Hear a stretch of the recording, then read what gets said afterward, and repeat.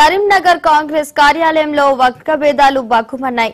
ఇటీవల జరిగిన ఎన్నికల్లో పార్టీ పరిస్థితిపై అభిప్రాయ సేకరణకు వచ్చిన రాష్ట్ర నాయకుల ఎదుటే కార్యకర్తలు బాహాబాహీకి దిగారు.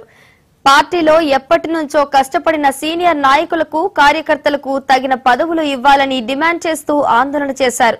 తమకు అన్యాయం జరుగుతోందని ఆవేదన వ్యక్తం చేసిన కార్యకర్తలు తమ అసంతృప్తిని నేతల ముందు తీవ్ర స్థాయిలో వెళ్లగక్కారు. దీంతో కాంగ్రెస్ కార్యాలయంలో కొంతసేపు ఉద్రిక్త వాతావరణం నెలకొంది.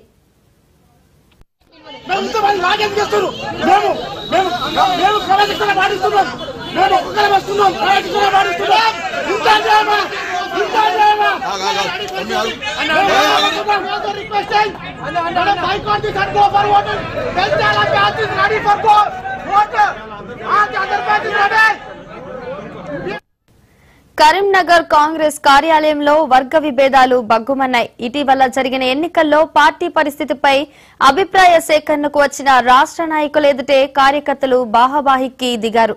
ఇక ఇదే అంశానికి సంబంధించి మరింత సమాచారాన్ని మా కరీంనగర్ ప్రతినిధి రామకృష్ణ ఫోన్ లైన్ లో అందిస్తారు. రామకృష్ణ, చెప్పండి.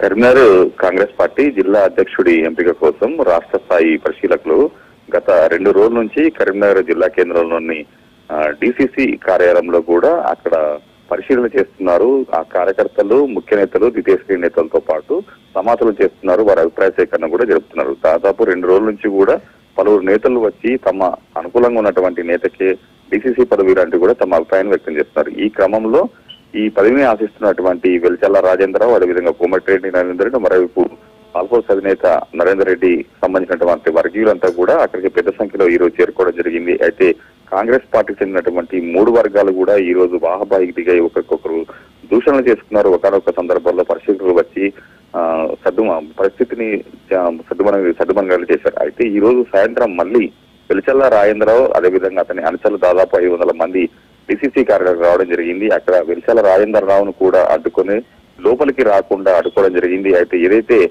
సుడా చైర్మన్ కోమటిరెడ్డి నరేందర్ రెడ్డి అదే అప్పటికి ఆయన లోపల ఉండడం, ఆయన లోపల ఎలా ఉంటాడో తనను బయటకు ఎలా ఉంచారంటూ కూడా ఆయన ప్రశ్నించడం జరిగింది. గేటుకు తాళం వేసి ఉండడంతో కూడా వెలిచల్ల రాజేంద్రరావు, అతని అంచర్లు కూడా ప్రశ్నించడం జరిగింది. ఆ సందర్భంలో లోపల ఉన్నటువంటి ముఖ్య నేతలు, అదేవిధంగా పరిశీలకులు కూడా వచ్చి కూడా ఆయన సంధానించడం జరిగింది. అయితే తాళం వేసి తాళం చేయి జేబులో పెట్టుకొని ఏ విధంగా ఈ పరిశీలనలో అదేవిధంగా అభిప్రాయ సేకరణ చేసినట్టు కూడా వెలిచల్ల రాజేంద్రరావు ప్రశ్నించడం జరిగింది. మొత్తానికైతే అక్కడ ఒక రణరంగంలా కల్పించింది. అయితే ఈ డిసిసి అధ్యక్ష పదవిని ఆశిస్తున్నటువంటి 3 నేతల మధ్య తీవ్ర పోటీ నెలకొనడంతో ఈ పరిస్థితి నెలకొంది.